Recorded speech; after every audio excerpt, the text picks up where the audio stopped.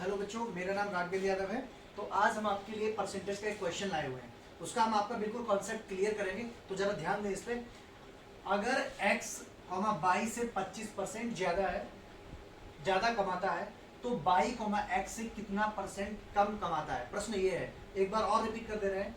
अगर x, y से 25% ज्यादा कमाता है, तो y, x से कितना परसेंट कम कमाता है। तो फर्स्ट आप क्या करेंगे, यहाँ पर एक तरफ आप x लिख लेंगे और एक तरफ लिख लेंगे y। 25% ज्यादा कौन कमा रहा है बेटा, x कमा रहा है। तो एक तो 100 से हम बता दे रहे हैं। अगर हम y को 100 मान लें और x को 125 मान लें, क्योंकि ये 25% ज्यादा कमाता है, तो इसके हिसाब से हम देखेंगे कितना डिफरेंस हो गया हमारा बेटा, 25 हो गया। यही आपने क्वेश्चन किया, तो y, x से कितना परसेंट कम कमाता है, y, x से। तो यहाँ पर आपने देखना 25 रुपए कम कमा रहा है। अब परसेंट पूछा है, तो आप x से कितना परसेंट कम कमा रहा है, ये चीज आपको ध्यान रखनी है। तो आपको 125 नीचे लिखने पड़ेंगे, इंटू 100 करना है। यहाँ पे 25 से कम 25, 25 पंचे 125, 5 दूनी 10 करोगे तो ये आपका 20% आंसर आ जाएगा बेटा। 20% आपका आंसर है। एक और मेथड हमारे पास, उससे हम बताते हैं आपको, उस पर जरा ध्यान दो। तो अभी हम इसको थोड़ी देर के लिए एरेज करते हैं। नेक्स्ट तरीका आपको बताते हैं कि कैसे करेंगे, उस पर देखिए। देखो बेटा, अब हम आपको परसेंटेज से बताते हैं कैसे करते हैं। ये मैंने लाइन कर दी। अब 25% जो दिया है, इसको पहले लिख लीजिए। 25% की आप फ्रैक्शन बना लीजिए बच्चा। 25 से कम 25, 25 चौके 100, यानी फ्रैक्शन 1/4 बन गई बेटा। बताइए, 1/4 हमारी जो फ्रैक्शन बनी है, उसको हम यहाँ लिखेंगे 1/4।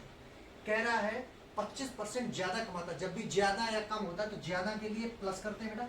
अगर ये 4 कमा रहा होगा तो ये कितना कमाएगा, 5 कमाएगा, क्योंकि 4 और 1 5 कमाएगा। ठीक है, तो 4 और 1 5। अब वो कह रहा है तो y, x से कितना परसेंट कम कमाता है। तो यहाँ पर हमने देखा बेटा, यहाँ पे तो 1 रुपया कम कमा रहा है, लेकिन उसने परसेंट पूछा, तो हम परसेंट निकालने के लिए 1 ऊपर अपॉन किससे, x से पूछा ना, इसलिए 5/x इंटू 100।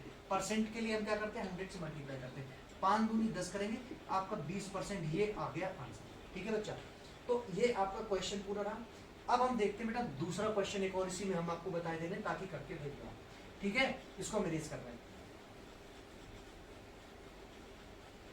नेक्स्ट क्वेश्चन अगर हम आप बात कर दें आपसे कि अगर हम इसी क्वेश्चन में 25% की जगह 30% कर रहे हैं, फॉर एग्जाम्पल मान लो हम इसको 30% किए दे रहे हैं, ये 30% है, तो नो डाउट आपको आराम से कर सकते हो, इसको कोई दिक्कत नहीं है। सबसे पहले आपको क्या करना है, वही फॉर्मूला यूज करना है, x और y। ठीक है, 30% है आपकी बात, तो हम इसको y को 100 मान लेंगे, इसको हम क्या कर देंगे बेटा 130 कर देंगे, क्योंकि 30% ज्यादा है x। तो अब हमने देखा डिफरेंस कितना है बेटा, 30 का है।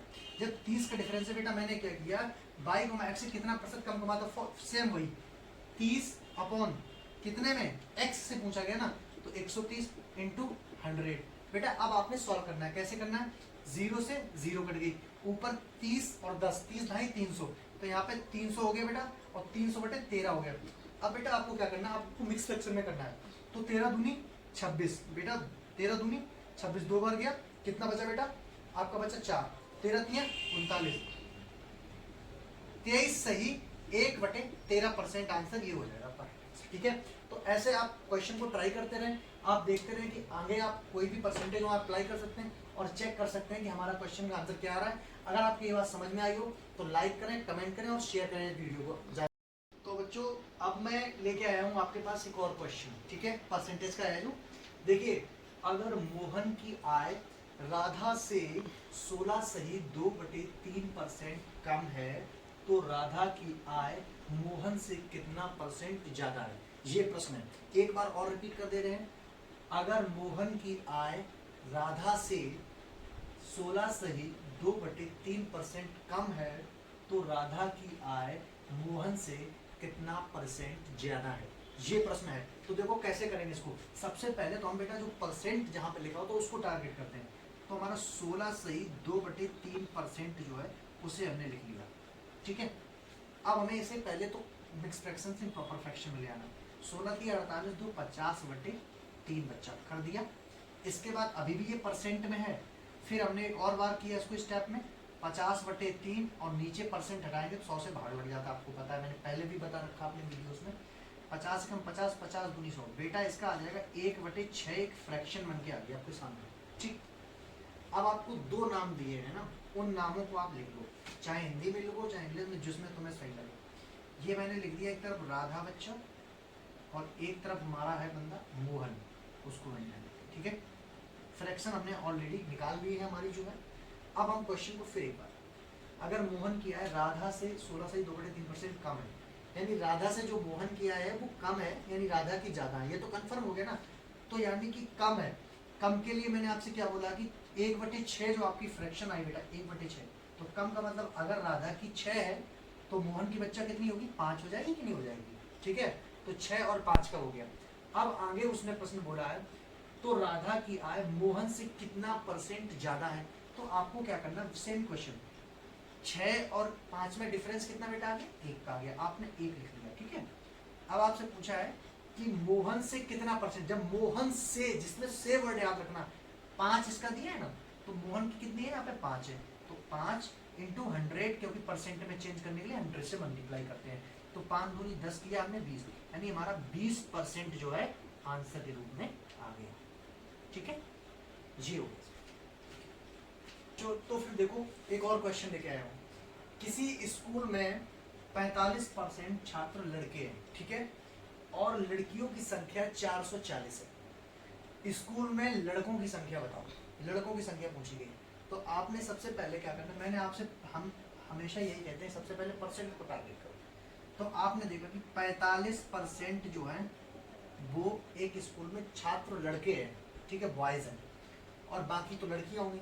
अगर आप एक तरीके से मानो कि अगर मान लो 100 छात्र हैं, उनमें अगर 45 आपके लड़के हैं, तो बाकी बचे हुए कौन हो जाएंगे, यानी 55 जो है आपकी क्या हो जाएंगी, वो हो जाएंगी, गर्ल्स हो जाएंगी, 55 हो जाएंगी ना। तो उस हिसाब से हम देख पा रहे हैं इसको।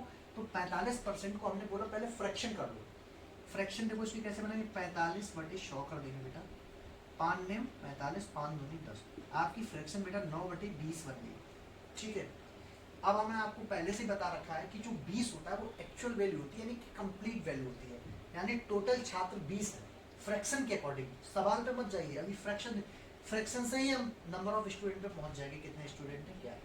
तो ये टोटल नंबर ऑफ स्टूडेंट को बताता है, ये 20, जो आपका डिनोमिनेटर होता है फ्रैक्शन का, वो टोटल हमेशा टोटल होता है, यानी वो कंप्लीट वैल्यू होती है, और ऊपर वाली वैल्यू वो लड़के या लड़कियों की संख्या कम या ज़्यादा, इन सब चीज़ों को बताते हैं, वो सवाल के अकॉर्डिंग होता है।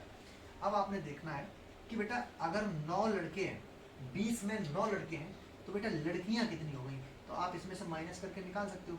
20 टोटल छात्र हैं, 9 लड़के हैं ऊपर वाले, तो लड़कियां बेटा कितनी आपकी 11 आ गई बच्चों, 11 लड़कियां आ गई, लेकिन उन्होंने लड़कियों की संख्या आपको ऑलरेडी दे दी कि लड़कियों की संख्या 440 है, तो 11 यहाँ से हमारी 11 आ रही है, तो 11 यूनिट बराबर हो जाएगा बेटा 440, और हम 1 यूनिट बराबर निकालेंगे तो हमारा आ जाएगा बेटा 440/11, तो 11 चौक 44, 40, यानी 1 यूनिट बराबर जो हमारा आंसर आया बच्चों वो 40 आया है। यहाँ पर 1 यूनिट बराबर 40 आया। मुझसे उन्होंने किसकी संख्या पूछी है, बॉयज की संख्या पूछी है, तो हम आराम से बता सकते हैं बेटा बॉयज कितने हैं, 9 है ना, ऊपर वाले नंबर बॉयज का था ना, मैंने अभी बताया था, तो 9 है, तो हमें 9, 1 यूनिट बराबर 40 है, 9 यूनिट बराबर कितना होगा, तो 9 यूनिट बराबर होगा 40 × 9, इट मीन्स 9 चौक 36, यानी 360 बच्चों बॉयज हैं। ठीक है, ठीक है, लड़कों की संख्या आपकी आ गई 360, इज द राइट, लिख लीजिए आप 360 बॉयज। Thank you.